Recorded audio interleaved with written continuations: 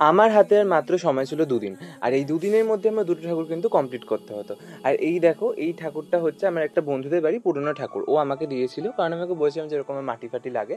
তো আমি প্রথমে কি করি দেখো, গঙ্গার থেকে তো আর মাটি তুলে আনা সম্ভব হয় না, তাই আমি এরকম পুরনো ঠাকুর যেগুলো লোকে এমনি গঙ্গার ধারে ফেলে দেয়, সেগুলো আমি এরকম জলের মধ্যে গলিয়ে নিই, দিয়ে গলিয়ে যে মাটিটা বেরোয় সেটা আমি একটা ন্যাকড়ার মধ্যে সেই ছানা স্টাইলের থেকে মাটিটা বের করি, খুব সুন্দরভাবে ইউজ করা যায়, মানে একদম স্মুথ হয়ে যায় মাটিটা। তোমরা এভাবে ইউজ করে দেখতে পারো, খুব কাজে দেবে। যাই হোক, ক্লায়েন্টের যেরকম ডিমান্ড ছিল, আমি এই লক্ষ্মী ঠাকুরটা ঠিক সেরকম টাইপের একটু সাবেকি স্টাইলে করেছিলাম। আমারটাকে একটুখানি সে অন্য একদম সে স্টাইলে বসে আছে ওরকম করেছিলাম।